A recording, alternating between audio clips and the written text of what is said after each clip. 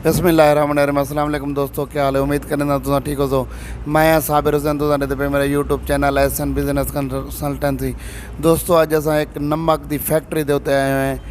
अज तक दसे तो कि नमक किमें बनते, इंदे उत्ते कितना खर्च आंदा है, कितना इंदे उत्ते लेबर काम करेंदी है, अगू कितने का सेल थींदे, कितने इंदे यानी कि मुनाफा है, कितना इंदे फायदे हैं, क्या नुकसान हैं, ये सारिया चीज़ां ये सर जी ने पूछतूँ। अस्सलाम वालेकुम सर जी। वालेकुम सलाम।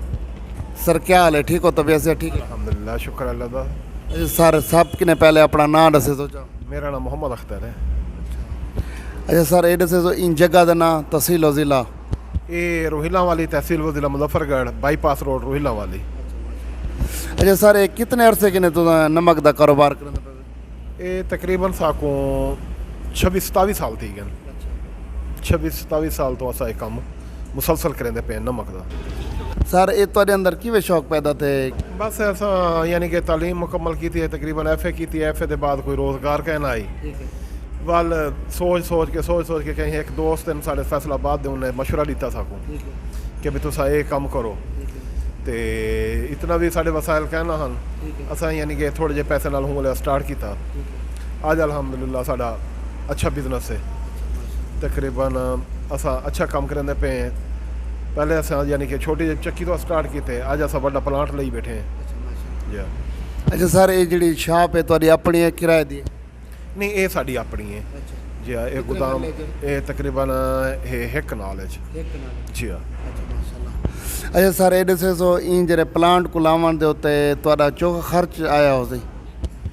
ये प्लांट को लावन किते तो खर्चा बहुत ज़्यादा आंदे, यानी कि टाइम के लिहाज नाल अजकल जो हालात थे खड़े मुल्की तो जोड़ा रेट है डॉलर का उनके हिसाब नाल ही टाइम 35 तो 40 लाख रुपए की जनाब लिए मशीनरी ते कनैक्शन वगैरह तकरीबन 35 तो 40 लाख रुपए खर्चा थींदे।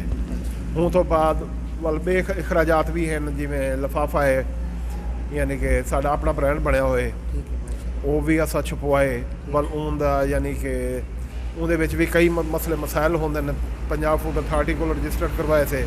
तकरीबन असा 25-30 साल थी कि असा अपना ब्रांड चलते पे।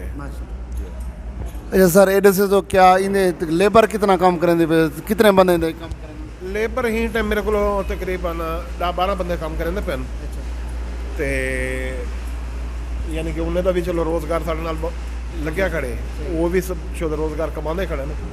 अच्छा सर ये डेली का कितना नमक तुम बड़ा गिंदे वे, यानी कि इंदी पिसाई कर गिंदे वे, पैकिंग कर गिंदे वे? डेली का तकरीबन साढ़े को 8 टन 10 टन 8-10 टन डेली का साढ़ा तैयार ही थी वेंदे ते निकासी भी थी वेंदी है मार्केट ते मार्केट की सेल वास्ते साढ़े को गड्डियां हैं पियां अपने। एक मजदा है भी अडू रक्शे कड़न वो सप्लाई करेंदन ते वो यानी कि जिमें जिमें कहीं आर्डर आंदे तो हूँ हिसाब नाल असा माल नाल दुकानदारों को भेजने। अच्छा सर सको ये दसे तो ये तुम इंदा रॉ मटीरियल ये कितों मंगवेंदे वे? ये जड़ा है नमक असा जड़ा है ना मुख्तलिफ एरिया चो मंगवेने, मुख्तलिफ इलाके चो, यानी कि क्वालिटी लिहाज नाल। ज़्यादातर साड़ा माल जड़ा है ना वर्षा चो आंदे, वर्षा कैदाबाद दे नाल है, उस तो बाद खेवड़ा झेलम दे नाल है, उस तो बाद आवेंदे कालाबाग, काले बाग तो बाद वाल ये किराट करकर दी साइड तो, यानी कि मुख्तलिफ कैटेगरी के मुख्तलिफ नमक आंदे। सर ये जो नमक होंगे तुहाडे कने पिसिया हुआ नमक होंगे या दानेदार भी होंगे? नहीं साढ़े एरिए दे विच दानेदार तो बिल्कुल बहुत कम चलते। साढ़े एरिए च ज़्यादा पाउडर इस्तेमाल थींदे, पाउडर ही ज़्यादातर असा बने ते दानेदार इत्थै बहुत घट चलते। अच्छा सर ये तुहाकू केड़े इलाके लगदे?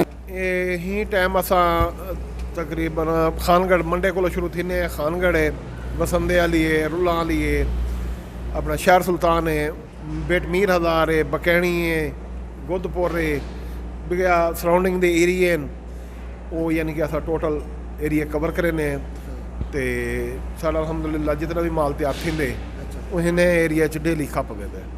अच्छा सर ये दसे सो कि ये आयोडीन नमक जो जेड़ा तुम तैयार करेंदे पे वे, ये आयोडीन क्या चीज़ होंदे बेसिकली सारे नाज़रीन को दसे सो? ये आयोडीन एक यानी कि मेडिसिन ही समझ गिनो, एक पाउडर की शक्ल च आंदे। ये साको महकमा हैल्थ देंदे मुजफ्फरगढ़ तो, डिस्ट्रिक्ट हैडकुआटर मुजफ्फरगढ़ तो मिलती है, वो असा मिक्स करेने इहदे विच और ये लाजमी है, इन उत्ते बहुत ज़्यादा सख्ती है ਇਹਦੇ ਬਗੈਰ ਅਸਾਂ ਨਮਕ ਨਹੀਂ ਤਿਆਰ ਕਰ ਸਕਦੇ ਔਰ ਇਹਦੀ ਬਹੁਤ ਫਵਾਇਦ ਦਿਸਦੇ ਨੇ ਮਹਿਕਮਾ ਹੈਲਥ ਵਾਲੇ ਤੇ ਵੀ ਇਹ ਕਾਫੀ ਬਿਮਾਰੀਆਂ ਕੋਲੋਂ ਬਚੇਂਦੀ ਹੈ ਆਇਓਡੀਨ। ਤੇ ਸਰ ਇਹਦੇ ਸੇ ਜਿਹੜੀ ਤੁਸੀਂ ਪੈਕਿੰਗ ਕਰਦੇ ਵੇ ਇਹ ਕਿਹੜੇ ਨਾਂ ਦੀ ਪੈਕਿੰਗ ਹੈ ਤੇ ਇਹ ਕਿੱਥੋਂ ਤਿਆਰ ਥींदी है? ਇਹ ਸਾਡਾ ਕੋਹਿਸਤਾਨ ਦੇ ਨਾਂ ਤੋਂ ਬ੍ਰਾਂਡ ਹੈ। ਹਾਂ ਜੀ ਹਾਂ, ਇਹ ਅਸਾਂ ਆਪਣੇ ਨਾਂ ਦਾ ਰਜਿਸਟਰਡ ਕਰਵਾਇਆ ਹੋਇਆ ਤੇ ਇਹ ਲਿਫਾਫਾ ਅਸਾਂ ਮੁxtਲਿਫ ਜਗ੍ਹਾ ਤੋਂ ਛਪਵੇ ਨੇ ਕਿ ਮਤਲਬ ਬਹਾਵਲਪੁਰ, ਫੈਸਲਾਬਾਦ, ਲਾਹੌਰ ਤੇ ਉਥੋਂ ਇਹ ਪ੍ਰਿੰਟਿੰਗ ਕਰਵੇ ਨੇ ਤੇ ਉਹ ਯਾਨੀ ਕਿ ਅਸਾਂ ਪੈਕਿੰਗ। ਇਹ ਸਰ ਇਹਦੇ ਸੇ ਰੋਹਿਲਾ ਲਈ ਤੁਹਾਡੀ ਫੈਕਟਰੀ ਦੇ ਇਲਾਵਾ ਕਈ ਬਿਨੇ ਦੀ ਹੈ ਵੱਡੇ ਲੈਵਲ ਦੀ? ਵੱਡੇ ਲੈਵਲ ਹਾਈ ਲੈਵਲ ਤੇ ਤਾਂ ਕੋਈ ਨਹੀਂ, ਲੇਕਿਨ ਜਿਹੜੇ ਸਰਾਊਂਡਿੰਗ ਦੇ ਏਰੀਏ ਨੇ ਅਗਰ ਕੋਈ ਕੰਮ ਕਰਨਾ ਚਾਹੁੰਦੇ ਤੇ ਉਹਨਾਂ को ਅਸਾਂ ਡੀਲਰਸ਼ਿਪ ਦੇ ਸਕਦੇ ਹਾਂ। ਉਹ ਜੇ ਬਲਕਿ ਜਿਹੜਾ ਹੈ ਨਾ ਕੁਝ ਲੋਕ ਸਾਡੇ ਕੋਲ ਮਾਲ ਚਾਹ ਹੀ ਪੈਂਦੇ ਨੇ, ਉਹ ਖੁਦ ਪੈਕਿੰਗ ਤਿਆਰ ਕਰਦੇ ਨੇ ਆਪਣੀ।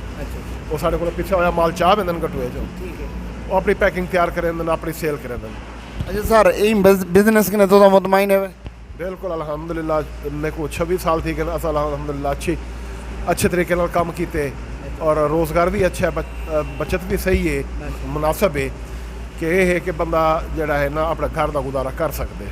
अच्छा सर अगर कोई बंदा बिजनेस करना चाहे तो उनको क्या मशवरा दे सो बिजनेस करे ना करे? अगर छोटे लेवल पे करना चाहे तो कितने के स्टार्ट थी सकते?